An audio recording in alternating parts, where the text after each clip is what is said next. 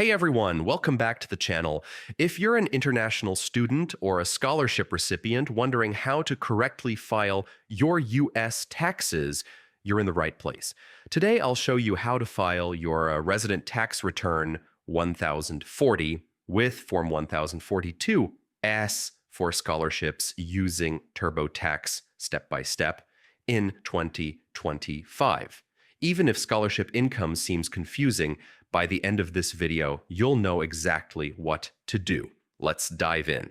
First, open your web browser and go to the official TurboTax website. Sign in to your existing account or create a new one if you don't have an account yet. Once you're logged in, you're ready to start.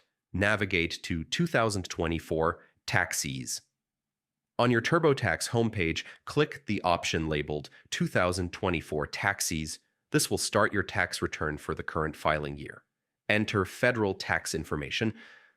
Next, go to the federal section of TurboTax. This is where all your income deductions and credits will be entered. Locate deductions and credits within the federal section. Find deductions and credits. This area is crucial because it can help reduce your tax liability or even increase your refund.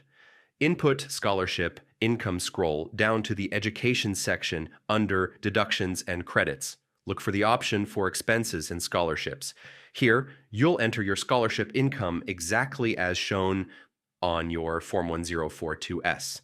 Make sure to also input any qualified educational expenses that can offset taxable scholarship amounts. Accuracy here is key. Double check every number from your 1042S form. Once you've entered all the scholarship information, review your entries carefully. TurboTax will guide you if anything is missing or inconsistent. When everything looks good, submit your return electronically or print it for mailing. And that's it. Filing your 1040 with Form 1042S for scholarships doesn't have to be stressful.